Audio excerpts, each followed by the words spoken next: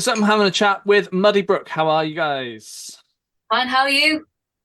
Not too bad, Good, not too thanks. bad. So kick things off because we've been playing your latest single, ADHD. Brooke, tell us a little bit about the single. Yeah, we got that out in October, which was International ADHD Awareness Month. So it was quite good timing for that, really. It came about literally.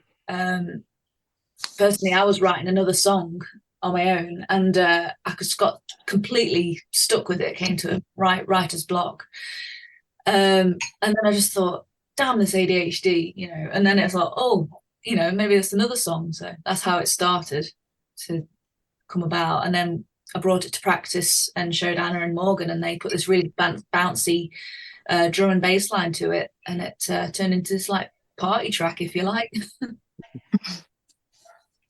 Nice, nice. And is this the start now of your next big body of work? And are we heading towards another EP or are we into album territory now? Hopefully, well, it's leading into an album. Really, we're hoping to release it towards the end of next year, maybe early uh, the year after that. But yeah, ADHD will be featured on the new album. So yeah.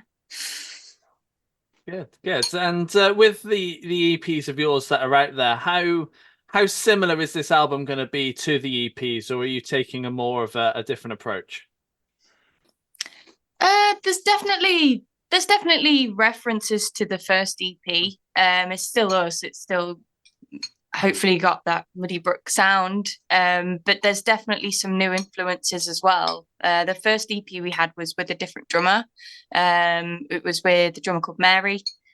She was our first drummer that we had, and now we've got Morgan. So, he is a very different drummer to Mary. So I feel like our sound has changed with him. It's definitely become more.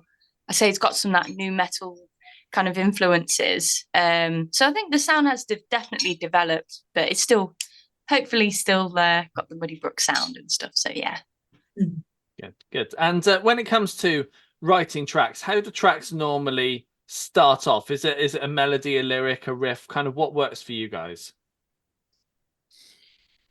Well, it's usually sometimes we've got one good line that we think that could be a brilliant chorus. And sometimes we start with the verse. It really just depends. And sometimes we have a song ideas that we have on our own first, and then we bring together and then form it together, sort of thing. Or we come up with a whole song ourselves at home. It's all over the place. There isn't really an order to it, and it's whatever comes first, really, whatever hits us. Hmm. Yeah, good. And when you Yeah. step foot into the studio to record the demos that you've put together, how do you take it from that raw demo sound to the finished track?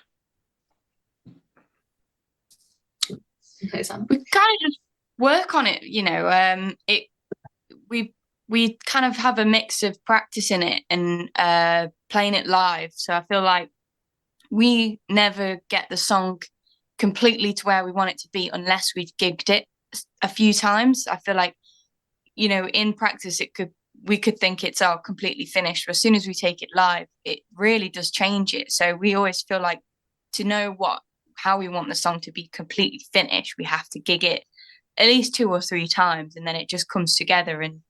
And yeah, it can take a while going backwards and forwards sometimes, but yeah, it seems to work for us.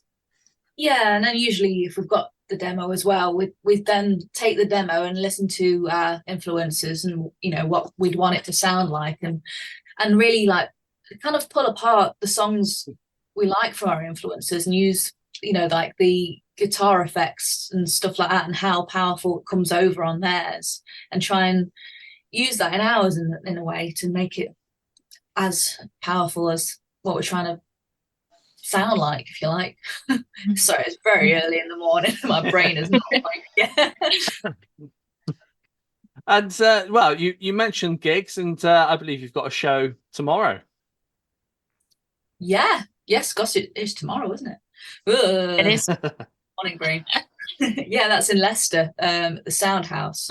and that's with a band called Sleep in Motion, and also Hex Posture as well. I've never actually known how to say that band's name. I think it's Hexposure. I think.